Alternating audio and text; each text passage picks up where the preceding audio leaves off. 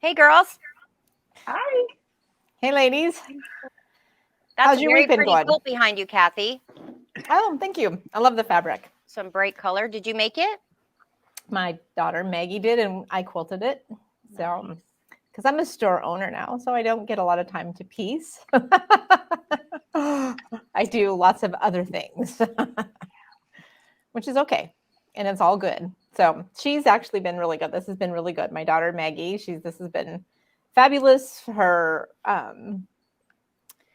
it's been fabulous watching her grow as a piecer. So it's been great.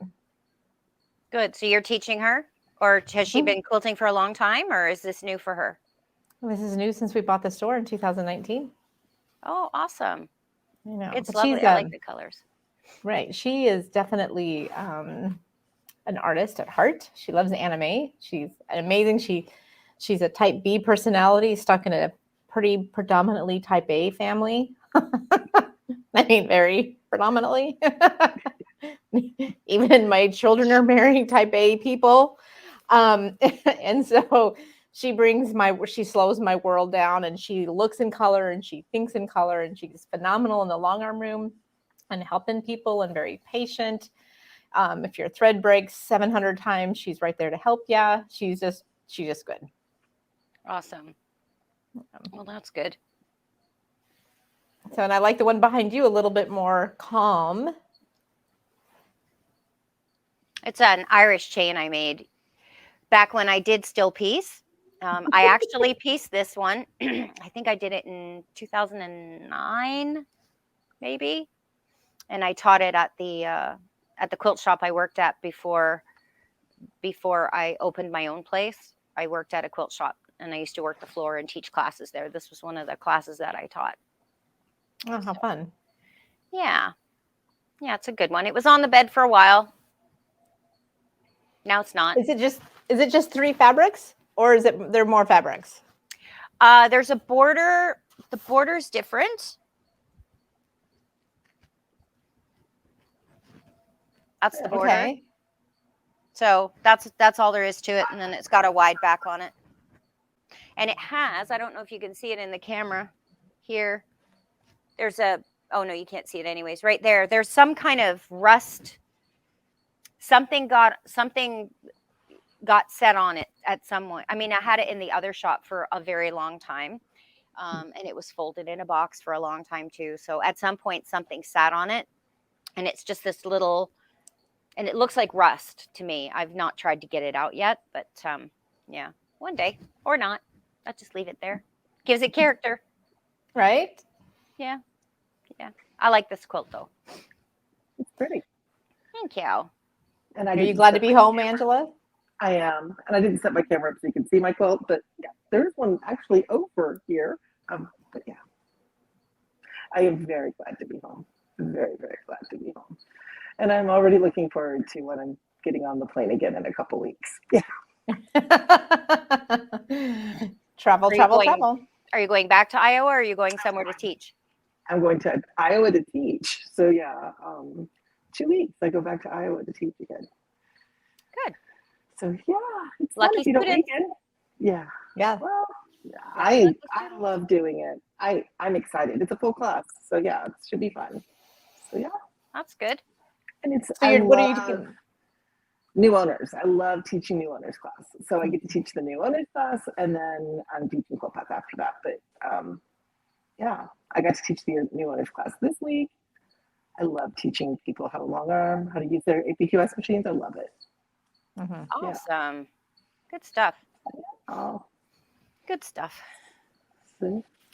That's one of my favorite things. My new renters love teaching them. And then when they come in the second time and they gain a little bit more confidence, they come in the third time, they gain even more confidence. It's just really good. Yeah. It is. We It's had a nice to watch them grow, right? Mm-hmm. Mm-hmm. Yeah. we had a lady come in. It was her third quilt she had quilted this week, and she was quilting roses on it, free motion. She did an incredible job. And Awesome. she's like, I think I really like this. I was like, yeah, it's fun. She goes, I just get to draw. And I was like, yeah, it's fun. Yeah. It's like, That's good. yeah. And it was huge too. It was like a queen size quilt. She did a fabulous job on it. So yeah, That's great. It's always amazing to me how quick they have success, right? Because I mean, when I got my machine, I had practice cloth on it, and I was practicing. And when you're running, you don't really have that luxury, right? You feel like you have to produce immediately, and still did awesome. So yeah. I had a customer several years ago, I guess now, and she started out as a rental customer, finishing her quilts, and then she came to a free motion class, and then after the free motion class, she booked herself in once a week, every week for, I think it was 6 weeks, could have been 8, I can't remember now because it was several years ago. And she came in with the backing that was wide backing, and I think she had like 5 or 6 meters of it, like huge length.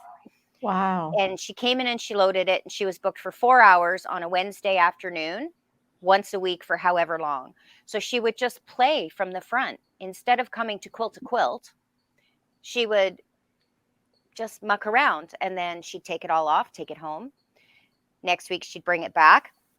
And quite often during the week, she had gone home and drawn on it, either marked out blocks or marked out channels. She did some grid work, drew some things, like drew a spine with some feathers on it already, or whatever it was that she wanted to do. And she would come back every week and reload it. And she worked on that until it was finished. She was having great fun because she was just playing, put the ruler base on, and she started working with rulers, and she got good and comfortable.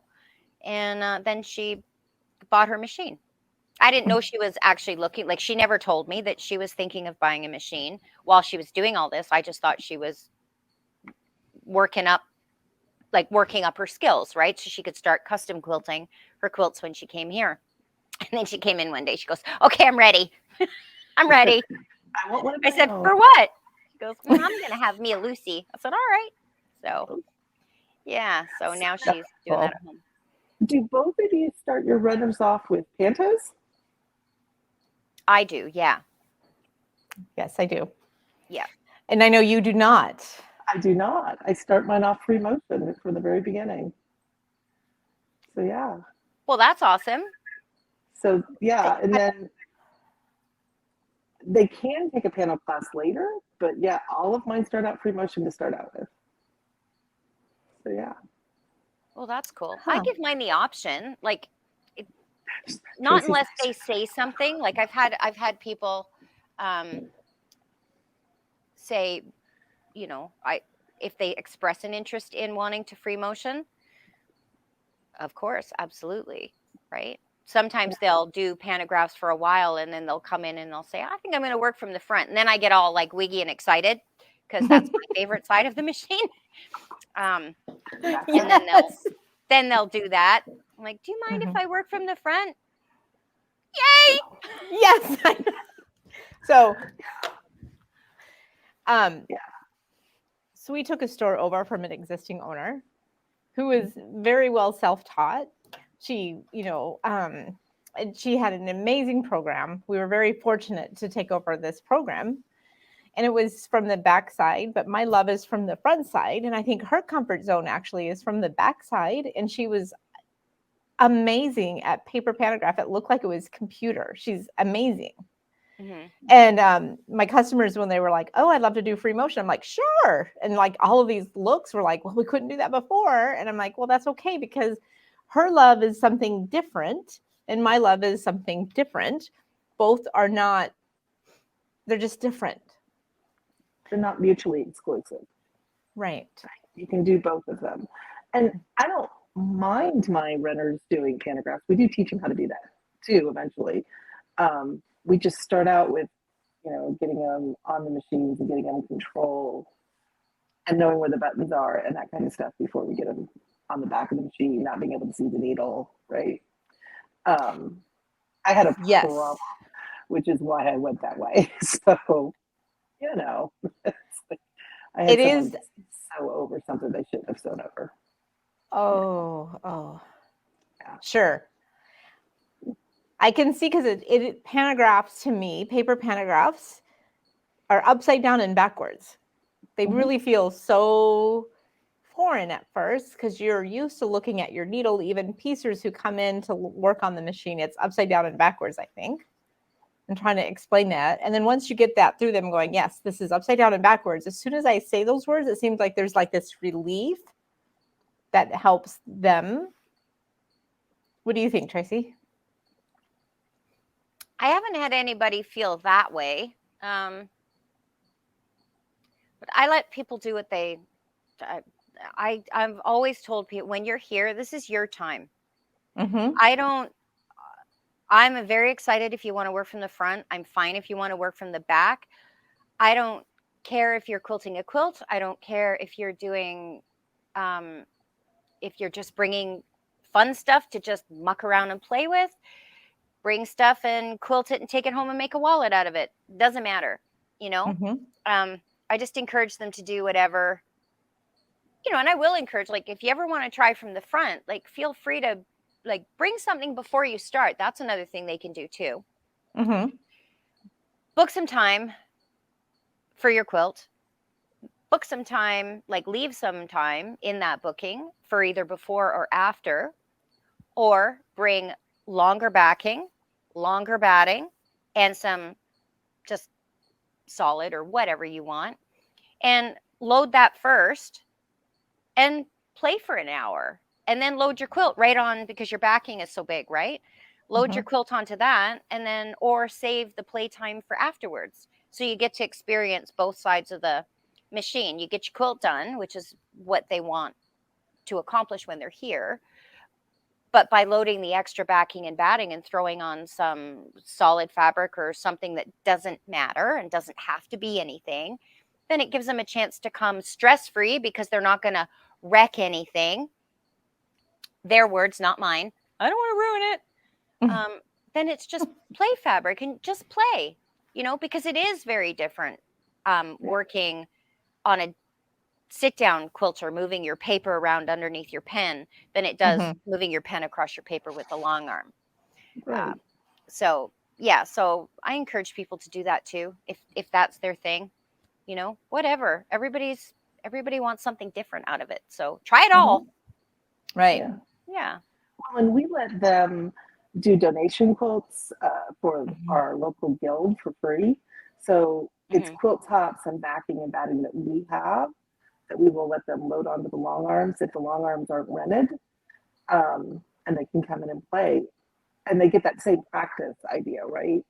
But it goes to a charity, and you know, the guild uses them for 3 different charities, so it kind of does the same thing Tracy's saying, but produces something the guild can use, right? So but yeah, and it's worked really well for us now. We've always had a little bit of downtime that's rapidly going away. So it's going to be interesting to see how that works out as we're just getting busier, right? So yeah. And we have the same kind of, we have a organization that we partner with. We just charge 1 hour, no matter how long it takes to rent, just so there's some kind of, I guess, accountability for coming in, and not necessarily, and I don't mean this in the wrong way, but I need to make sure, like, the machine, if it's going to be used, it's going to be used kind of thing, and not slack off and not come in at all, because then that means it was sitting there when somebody else could have been running it, kind of thing. Right. And then, because I feel that honors our customers that are wanting to quilt as well. It's more to protect my customers who want to get on that long arm. Right. We only do it during downtime. So if they've booked time for donation time, we mark it as donation.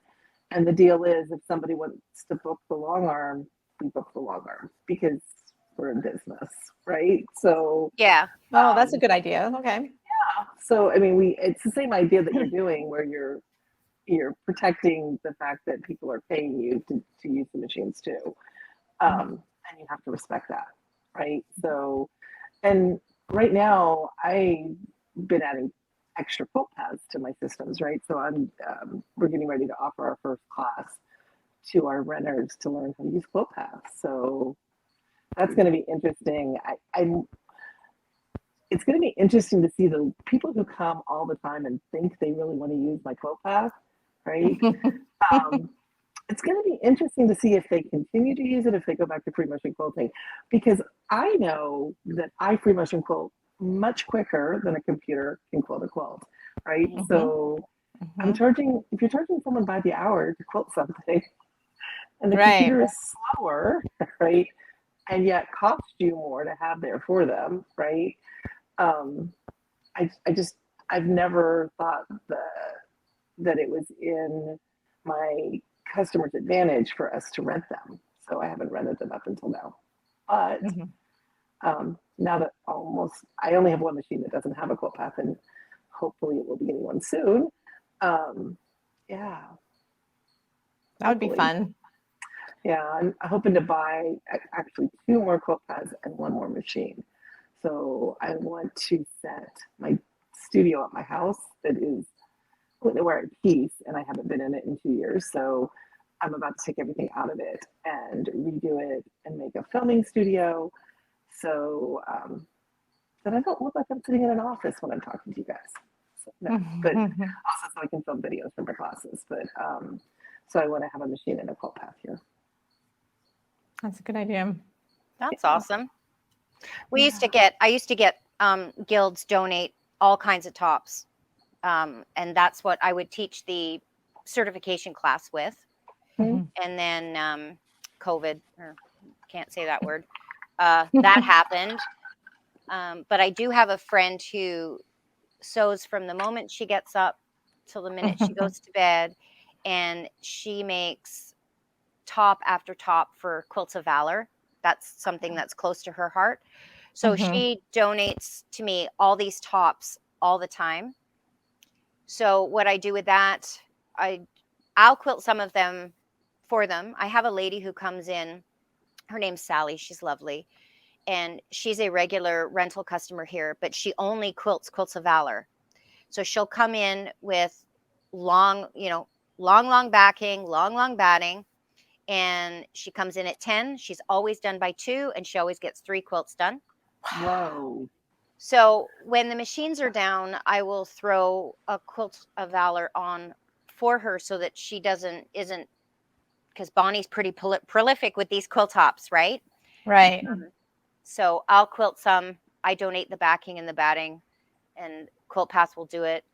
I have new Quilt Path owners. They'll come into the shop. The day before, I had 2 new Quilt Path owners, and I had them in for the day. So we loaded 2 Quilts of Valor, one on one machine, one on the other, and I walked both of them through edge to edge quilting. So that was great because at the end of the day, 2 more QOVs were done, and people were learning how to use their Quilt Path systems. So the donation quilts are awesome. Mhm. And then it allows me to, when Sally comes next time, I can hand her a couple. So I'm not always handing her bags of tops that she has to do herself. I get to hand her finished things that just need binding and labels. So that's good. Yeah. I actually talked to the Nancy, my lady, the other day, and I'm like, can we get some more? And she's like, more? And so they're like, I can just see the church fervently working to get these quilts done. So it's pretty amazing. It's a great circle of the quilt. It's like amazing. It can go the other way too. I have about 200 tops, or that we actually wrap them with the backing, the batting, and the quilt top. Or Mm-hmm. the guild does that for us. They make sure that everything's the sizes that we need and it's all wrapped up, ready to go. Bindings even in the bundle with us. But I think we have about 200 of them that are stored right now, and that's a normal number for us. We quilt 25 to 30 a month. Because I use them in beginners classes, I use them in certification for rental classes. If I'm teaching a quilt path class, I have one on, right? So anytime I can quilt one, we do, and then people can come in and rent the machines and quilt them too. And then we also do drop up and pick up for the guild. So if we typically don't bind them, we put them back into the bucket, not bound, not squared up, not anything, right? And then somebody will come square them up, bind them, and drop them off. Someone else will come pick it up, do the label. So it ends up being a huge circle of love, right? Everybody does the part that they want to do, and get a lot. My guild does about 1,500 quilts a year. Wow. So, yeah, Wow. it's a good sized guild, but their goal is 500 for each of the 3 charities that they do work with. And then I also do things for quilts for Valor as well. But Same here. yeah.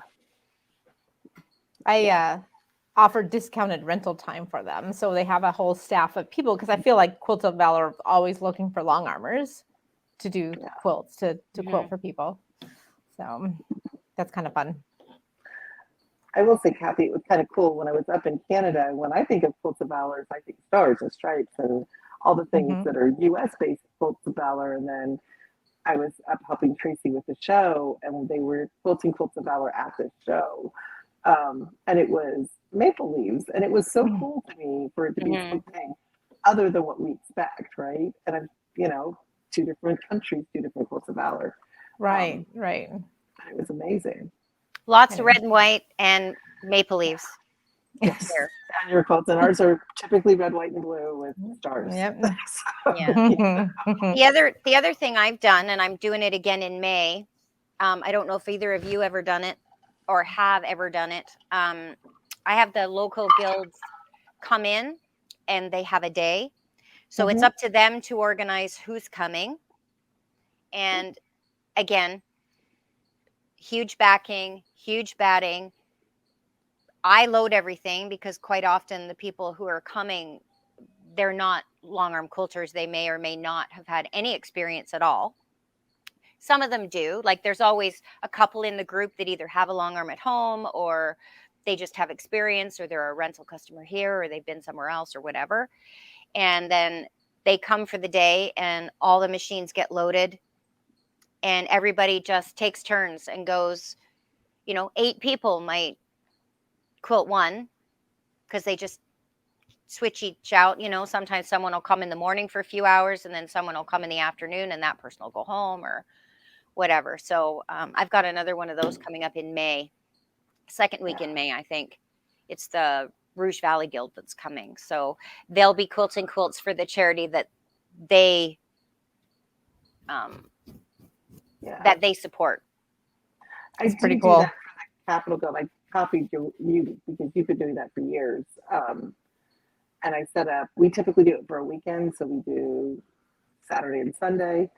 And I put a call out to all of the local long armors, and then also the my renters, right? So everybody who's using the machines actually either has a long arm or knows how to use one. And we load all 5 machines, so that they can use them all. And then we have people set up that are doing bindings there, people who are piecing quilts. So my entire showroom is just jam-packed full of people, and it's so much fun. But I did learn that one of the ladies who is a professional long armer came in to help us one day, and we had loaded, multiple things on a backing, the whole 9 yards, thinking this won't be a big deal. It was everything that we could do for 3 of us to load quilts in front of her. Like she was using I think I had 4 long arms at that point, and she was using all 4 of them, quilting them so fast we could barely keep in front of her. I mean, it was hilarious. I mean, it got to be like a joke between us because we were pinning on as fast as we could, and she's like, "Done with this one," and up to the next machine, and I'm like, okay. Clearly she was free motion quilting them and not using pantographs. She was, and she's got a lot of experience. Yeah. I don't think she was using her stitch regulator either. I think she was. I was just gonna. Oh, my people! She's my people. She is your people for sure. So yeah, it was. You should have seen the people go, "You can quilt that fast." We're like, Yeah. Well, and normally you're not trying to stay in front of somebody, right? So it was like we were running around like throwing stuff onto those long arms, trying to get it all in front of her so that she had no downtime. But she was there for like 4 hours and quilted some unreal, like I think it was 15 or 16 quilts in 4 hours. Wow. Holy. Because she didn't have to load anything. She didn't have to take anything off. All she had to do was move. She's like, this is the best day ever. Can you come work at my house for me? Right? Because I'd love to have someone do all my loading and taking them off, and I don't have to Well, buy them. I don't have to do anything. This is great. she should be in the Guinness Book of World Records, man. Mhm. She was flying. That's fast. So yeah, Yeah. it was. They're typically not monster quilts either. So They're not. Right. These were like I isolate quilts. I think is what we were doing that day. So smaller quilts, baby quilts, right? But yeah, but still gets them there done. may have been quilts on wheels, which are also smaller because they're made to fit on the lap of somebody in a wheelchair, Mhm. right? So, and you can't have them get caught in the wheels and stuff. So it's also Right. smaller quilts. I don't think we were doing the third charity can be full size bed quilts. And I'm pretty sure we had decided not to do those those 2 days. But yeah, because we can get more done. And I mean, it was amazing to me because we have a fabric manufacturer that is in South Carolina, and they donated like the panels for us for the day. So we had all kinds of panels from Spring Creative Oh, that we were nice. able to use. They loaded the back of my car. I was down there they actually own an APQS machine, so I was down there helping them with something. And told them what was going on, and they were like, "Open the back of your car," and just started loading like bolts of fabric in for us to use. Awesome. It was they're awesome. They're completely awesome. It's a wonderful company to begin with, but yeah, I was like, okay, I wasn't really sure my car wasn't overweight. I was like going, okay, just that's probably enough. I can't see out the back. Yeah, it was pretty impressive, and we finally got all of those quilted up. It took us quite a while to get all that fabric quilted up. So yeah, I would but think it's so. gone. And then we've also had batting manufacturers give us batting because we have a couple batting manufacturers that are close to Raleigh. So I mean, it's and just talking to them, not really asking them anything, just in a conversation with something else, telling them what you're doing, and they'll go, "Oh, we can send you some batting for you to do that with." It amazes me how generous the big companies in our industry are. You know what they actually give For sure. away. So yeah. So yeah. For sure. Sure. But I also feel like the people who do come into our stores, I mean, even the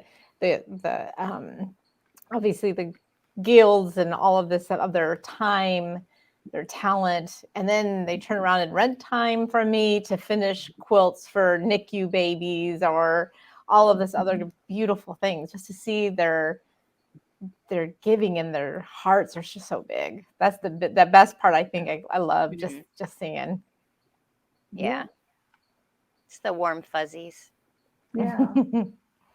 We were all Right. cheerleading. We were cheerleading Marsha the other day. The day I had the two ladies in to learn quilt path, Marsha brought in a quilt that she'd quilted or pieced for her daughter. It's 123 by 123. Wow. She's quilted quilts before, but never one this big. So she bought two of those fit for a queen wide backs, and she had to piece them, right? So I helped her load because that's an awful lot of stuff to load when you're not able to do it with your eyes closed. So, and we all just cheered her on all day long because it was like this mountain of quilts. You know what I mean? And she did a simple pantograph that she was very comfortable with. It was all squares. So throughout the day, there's a square of Barbie fabric, and because her daughter loved Barbie fabric growing up, and then there was another square with whatever, but all these squares had meaning. And so we didn't go through it square by square just because the quilt was so huge, but it's like, oh, and what does this, what was this one for, kind of thing. And this, like I talked about with the other ladies from last week, Marsha had a story about every piece of fabric that was in that quilt. And it took her all day. And when it was done, man, and she used flannel on the backing. I love flannel.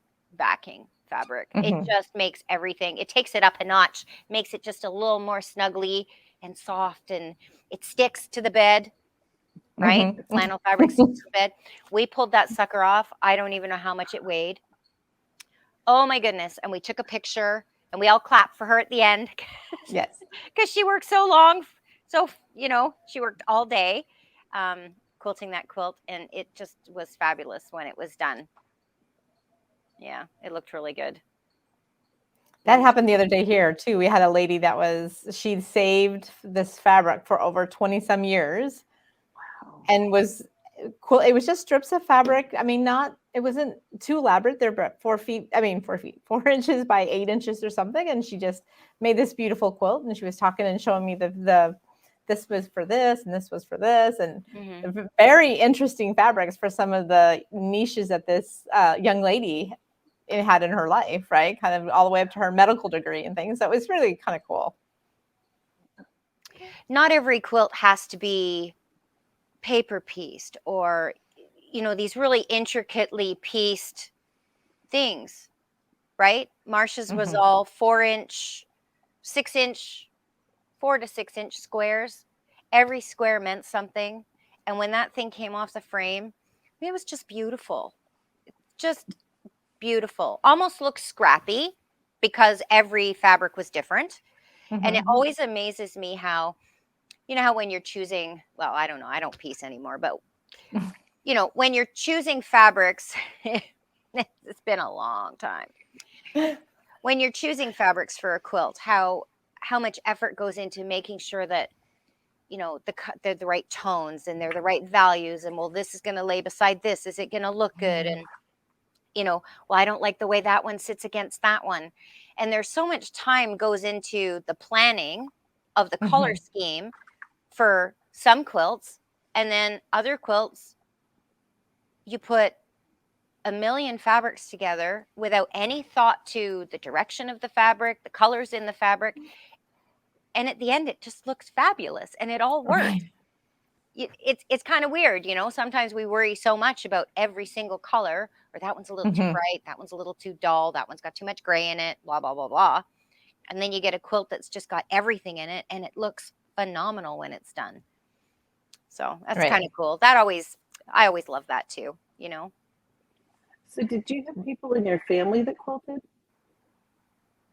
Me? Yeah. No, I'm the only one. I'm the first one. Same. See, now I grew up with my great grandmother quilted and her sisters, so I can remember sitting down and asking what the material from a quilt was from, and I was little, like maybe, well, it would have been before we went to Germany, so I was under 8 for sure. But I can remember her telling me, "Oh, that was so and so's dress from Easter when she was whatever age, right?" So we have quilts from easily from the 30s and 40s, right? That have been in the family for that long, that are made up of people's leftover material from dresses. So yeah, to me it's weird because I grew up with them talking about the materials inside of quilts, right? Not me. My mom Nope. she sewed dresses for me when I was little. I have pictures of me in, like, I think I was 5. There's a picture of me in a little white dress with green polka dots. She made that. There's pictures where I'm in I'll never forget that poncho. It was a poncho. And remember, it was the 70s, and it was striped. It was striped red and white, and then it had blue trim, and it had tassels on it. She knitted that. Oh So wow. she did that kind of stuff. Yeah, but never quilting. Yeah. No We quilters. we quilted a little bit when we were in Germany. My dad was stationed in Germany for 4 years, so when we lived there, my mom still made all of our clothes. She made all of our clothes until my sister went into high school. So, and my sister's older than I am. At which point, there were some people that were stationed there with us that had babies. and my mom made quilts for them. That was the first time I can remember somebody piecing fabric together.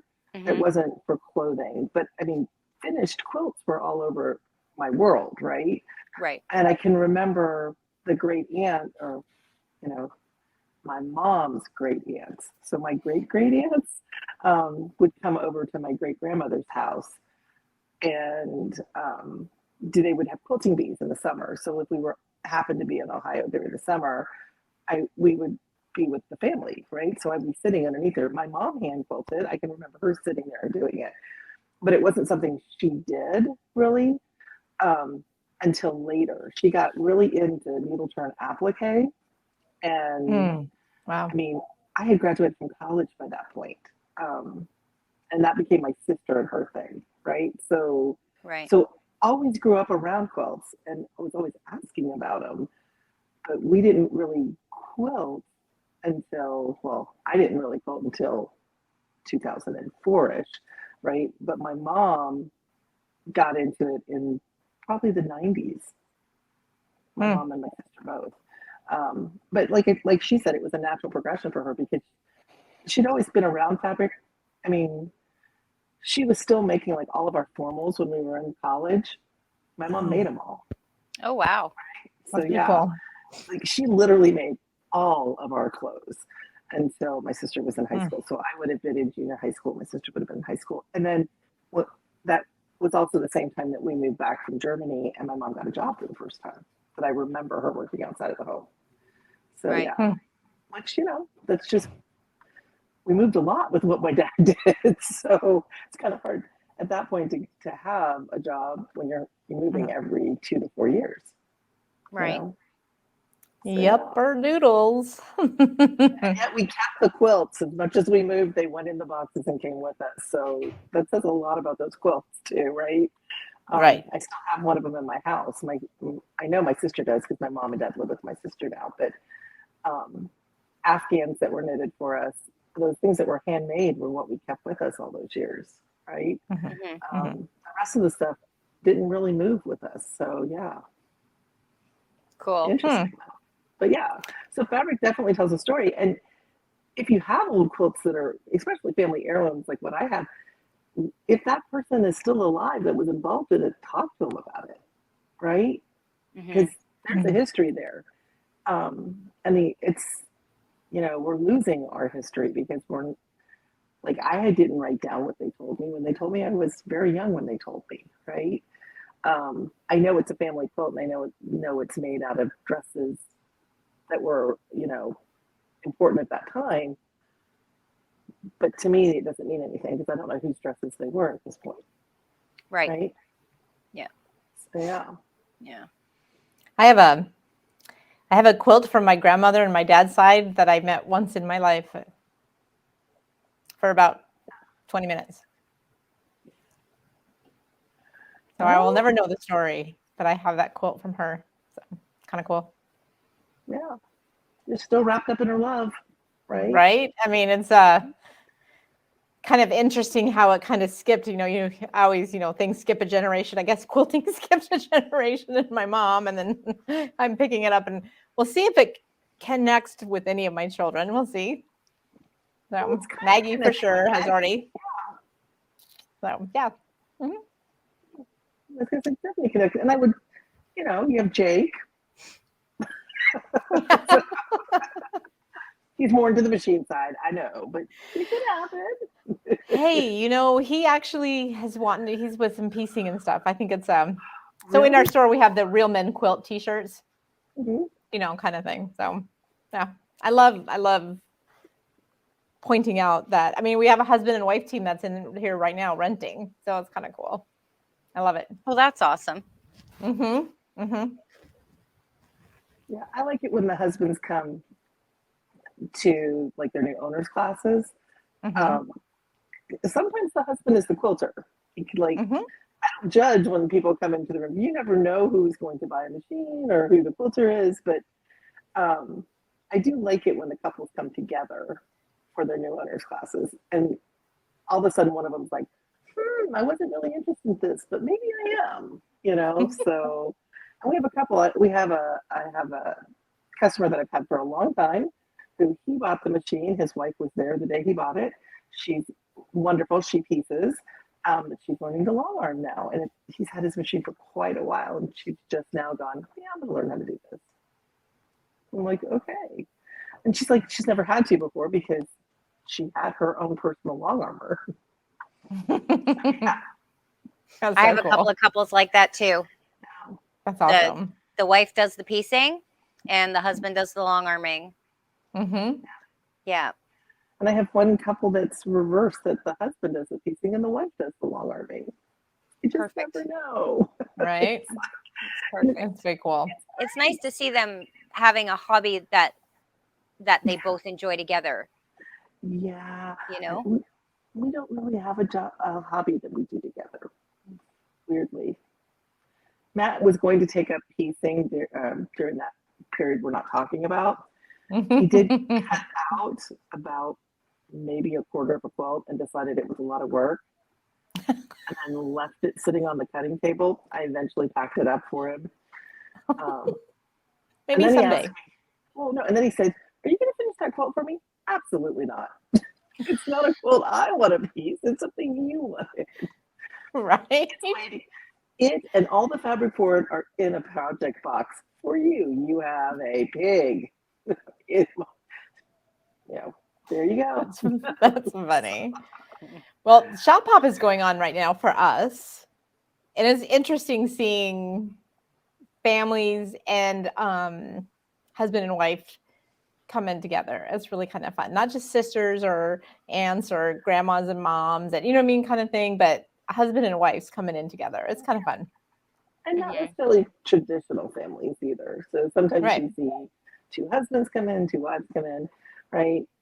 I think it's just great to see people sharing what they love, right? Right. So, we had these two gentlemen. They're a couple. They were looking at machines, and I was halfway joking, going, "Hey, I can sell you one." He goes, "Oh, I have patience. I can wait." He doesn't have patience. He can't wait. And so one walked out with the machine, and about a month later, he came back and got his machine. It was so cute. I have patience. He doesn't. I don't know the meaning of that word. With anything. It depends on what I want, what I can get at that moment versus, is that really what I want, or do I want to save up and get something else, right? Right. Which is kind of what happened with my first long arm. Is I knew what I wanted, and an offer was made for a different solution, and I waited until I could get what I wanted. So, which is why that was, the first thing I really pretty much quilted on was a Millennium, because I knew I wanted. I didn't know necessarily what brand I wanted, but I wanted the top of the line long arm from somebody. Yeah. Yeah. So I'm more in the Tracy camp, but I think a lot of my quilters are more in the Tracy camp too, because we all tend to buy lots of fabric, right? Lots of kits, lots of fun things. Oh, I mean, but then when you look at like how many sewing machines you have, I can say that about my long arm. It depends on what it is, right? I still have 8 domestic sewing machines. Who needs 8? Like, you win. Yeah. Well, and yes, I've given some of them away. I've given them to other people and they're using them. So even though I technically still own them, the other people were like, "Oh, you can't just give it to me. I'll just borrow it." Well, I don't want it back, so it's yours now, right? Right. But I have ones that, like, I have my mom's that she sewed all those clothes on. She had a Singer Slant-O-Matic, which is like a Rocketeer. It's from the 1940s or 1950s. It's all metal on the inside. So I'm not giving that one away. That has sentimental meaning to me, right? Right. Right. I also have a featherweight. So I got the featherweight first, and I love my featherweight, but it doesn't have the meaning that the other one does to me, right? So I've had a hard time giving some of them away, even though I don't use them as much as I probably should. Well, I'm not using any of them right now. The only thing, I have one that sits in my I have a Janome 6500 that's at my showroom, and that's what we put binding and stuff on, or if we have to repair a quilt, because you have to have a domestic machine if you're going to have a long-arm showroom. Right. So yeah, that one sits there after I got my embroidery all-in-one Janome, right? But I waited for that one, like, because that was one that I wasn't going to get, you know. When I first told Matt I wanted it, he's like, yeah, that's more than I'm willing to pay. Yeah, that was a big machine. Yes. So I had to save up the money to buy it. So it's, Right. you know, it's if I really want something though, I'm willing to wait and save up to get it. Most of the time I'm more of an instant gratification girl though. I'm pretty impulsive. Yeah. It's not good. Yeah. It's not good. Yeah. I think I lots have of quilters are. Yeah. But mine comes to a price point, right? If it's under a Mhm. certain amount, I'll just buy it and won't think about it. If it's over a certain amount, Mhm. and it kind of comes down to how much I paid for my first car. If it's over the price of that first car, I'm like, yeah, no, I can't do it.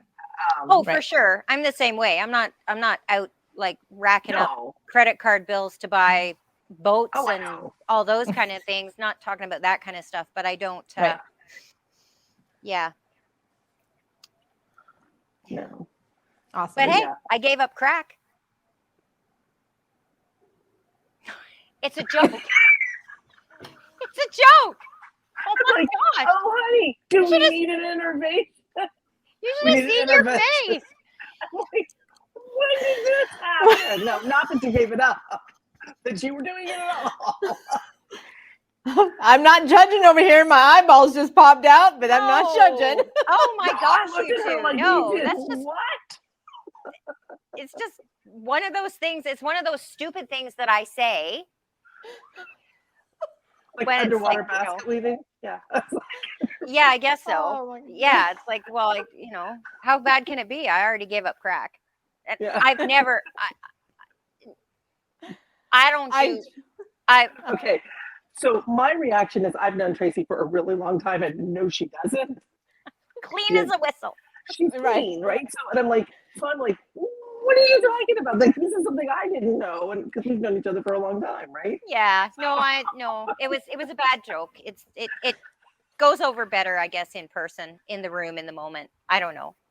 I thought it was pretty good because I don't know you. I'm still working on a relationship, and when you said that, oh, okay. No. Yeah, maybe that's what good. it was. Yeah, Kathy believed you. No, I didn't believe. I was kidding. I was know. kidding. I love. Okay, Tracy. So I love fun and sense of humor because I have 8 children, and everybody always feels like they have an opinion about my life, and I like saying things that get people's attention. Hey, I have 8 children. Oh, are you a blended family? Like, nope, they all have the same dad. Like I say bizarre things as well. But You birthed them all. yes. Yes. Yeah. So I'm great. No. I So- quite often say something, and as it's coming out of my mouth, I can hear that little voice in my head that's saying, "Stop talking. Stop talking." But I keep talking, even though I can hear in my head, "Zip it." Nope, I just keep going. I think that's why you and I get along so well, is because my gut is just going. If you don't say it, she will. Go ahead and say it, right? Yeah. And I'll just giggle. You just giggle. Yeah. Ooh, that makes me feel more normal, let me tell you, than anything. So, well, thank you guys for spending some time with us. It was awesome. And thanks to all of the people who listen. If you could throw a like and a thumbs up, subscribe. That would be great. Fabulous. Great. That would be great. And for those of you who are celebrating Easter, happy Easter. Long weekend. And yeah, have a great time, guys. Thank you. All right. Bye. See you next week.